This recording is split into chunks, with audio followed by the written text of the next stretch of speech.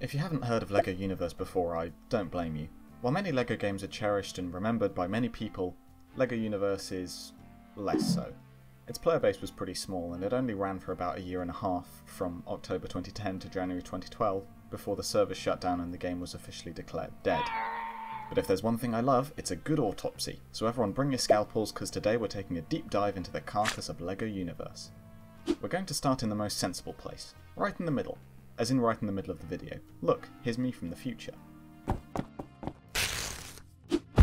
Like this. Thanks, future me. You just chill out over there, you can come back in shortly. You got it. I was only joking, of course. We are not starting in the middle, we're starting at the beginning. By the way, there was no way to get my own footage of this game since it's been shut down for over a decade.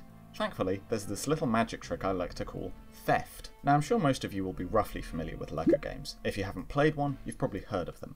The thing is, most LEGO games are not inherently LEGO. Instead, they're based around another property or licensed theme, such as Star Wars, Indiana Jones, Pirates of the Caribbean, Batman, Lord of the Rings, Harry Potter. You get the idea. Sure, the characters and interactable elements were made of LEGO bricks, but the game's LEGO-ness didn't extend much further beyond that. If you replaced all the LEGO bricks with stock assets of vegetables, you wouldn't really understand it. Well, in theory you could do that with any game. Look, my point is that LEGO Star Wars is much more Star Wars than it is LEGO. And the same goes for other LEGO games based around an existing franchise. Therefore, a niche was open for a LEGO game which actually replicated the experience of real-life LEGO. Freedom, adventure, and actually being able to build your own models. The game's story was nothing special. There's this super powerful thing called the Imagination Nexus, and it gets mutated by this Scooby-Doo villain called Baron Typhonus into the Maelstrom, which constantly spits out evil mooks that want to wreak chaos and destroy the universe. The heroes have your four classic and archetypal factions: the Knights, the Pirates, the Bob the Builder Militia, and the bastard love children of the Space Marines and Shadow the Hedgehog. Yeah, the lore wasn't exactly deep, but I don't think it needed to be. Each faction had 3 classes you could pick from, and the Maelstrom was just an endless source of minions for the players to fight, so it served its purpose. The gameplay was pretty much exactly what you'd expect from an MMORPG like this, with a few LEGO-based mechanics sprinkled in on top, like a dusting of studs. It had the quick build mechanic from previous LEGO games, as well as a few sections that let you build things modularly. Modularly? A few sections that let you build things in a modular way. However, I think this game's magnum opus, and one of its major selling points, was its free build mode. Players had their own properties on which they could build their own models out of LEGO bricks. They could collect or buy bricks in the main multiplayer world, and then take them back to their properties to build with. There were over 16,500 bricks to collect, as well as a few pre-built structures like castles and houses, to help the younger kids build cool things without actually needing a whole lot of skill. As far as I know, this was the first time a LEGO game had actually emulated the experience of building with LEGO bricks in the real world, and it actually went one step further too. Players couldn't just build their own creations, they could program them too. This game came with a block-based programming system similar to something like Scratch, where players could program in their own custom behaviours to their models. Now, I love level editors, and when people put a programming interface into their level editor for custom behaviours, it takes all my willpower not to squeal in excitement. I'm kind of disappointed that when I played this game as a child I was too small and dumb to properly appreciate how advanced the system was, because it is advanced. You could create entire adventures, so long as you built them within the limited space of your plot, and then invite your friends over to play too. I think I've drilled home how cool this game's level editor was, but there's another thing I wanted to touch on.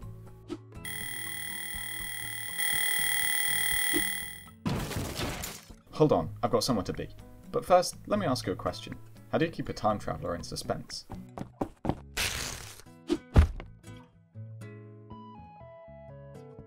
Wow, I bet that joke was really worth the wait. Anyway, what was I talking about? Oh yeah. Did you know this game had an ARG? In November 2009, the LEGO Universe website linked to a page called the Bradford Rand Institute for Cosmic Kinesis, whatever the hell that means, which gave clues to the location of 7 pods scattered throughout the USA and Europe. According to the story, these pods had travelled into our dimension and landed on Earth to seek help in fighting the Maelstrom. So yeah, Earth is canon in LEGO Universe lore? Wrap your head around that one. Anyway, once all these pods had been tracked down and found, a new trailer for the game was released.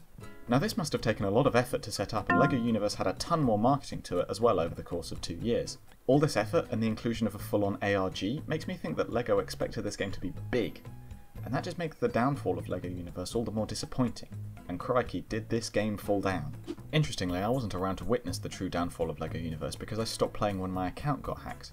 I remember being devastated because, and I'm not making this up, whoever hacked my account changed my avatar's appearance and renamed them to Snobby Gaylord. And on the very slim chance that whoever hacked my account happens to be watching this right now, you ended up being completely correct. Anyway, I digress. On the 31st of January 2012, the game's servers were shut down and LEGO Universe was gone. But why? The game was received pretty positively by players and critics alike, but the game was shut down after less than 2 years. According to LEGO, the project just wasn't producing enough money and didn't have enough players to keep it sustained. But why is that? It seems like it had the recipe for an enormously successful game and clearly had loads of money pumped into the marketing and production, so why was the player base drying up? Well, like I mentioned at the beginning, the LEGO games which are built around an existing license already have a big fandom willing to buy the game. You're appealing to a demographic that already exists. LEGO Universe started right from scratch and had to drum up a fandom all of its own, and I reckon that this was an obstacle. But I don't think that was what killed it, I just think it compounded another issue the game already had. It was pretty bloody expensive. It had a subscription-based model, and I'm sure those words alone are sending shivers up a number of spines, but the price of the subscription was also quite steep. You could pay $9 for a month, $50 for 6 months, or $90 for a year of subscription. Adjusted for inflation, that's $13 for a month, $67 for 6 months, and $120 for a year in today's money. That's quite a bit of money. I mean, World of Warcraft fans have been up in arms about paying $15 a month for a subscription to their game, and LEGO Universe was not a whole lot cheaper. LEGO Universe didn't have an existing fandom to appeal to, and that alone was fine.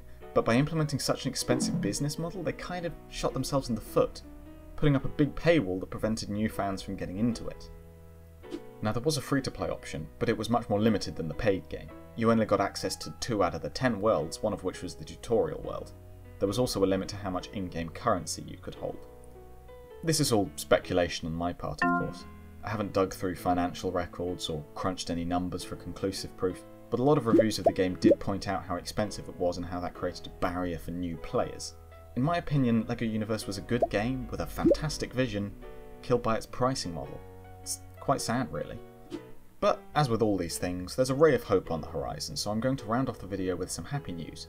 There's currently an initiative called Dark Flame Universe, which aims to completely rebuild and revive the old LEGO Universe game. They recently went open source after being unable to reach a legal agreement with LEGO about online multiplayer. Now, I love open source projects, not just because I'm a massive cheapskate, but also because it should remove the price barrier that the original LEGO Universe had. I really hope that this project is successful and doesn't run into any more legal shenanigans with LEGO, because I'm sure whatever fanbase LEGO Universe initially had would love to see it restored to its former glory. And I definitely would too. So yeah, that's the end of the video really. If you want to join my Discord, there's a link in the description. I'll be trying to upload a bit more consistently from now on, probably 1 or 2 videos every month. So yeah, that's it. See ya!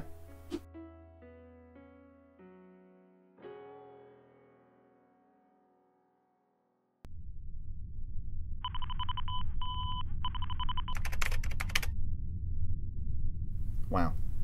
3,000 subscribers. I know on the internet those numbers are comparatively small, but it really makes me happy to know that so many people like my stuff. All I ever wanted was to share my fun, silly little brain thoughts, and I hope they realise how grateful I am for... Ow! What was that for? But I thought it was funny. You might not, sis.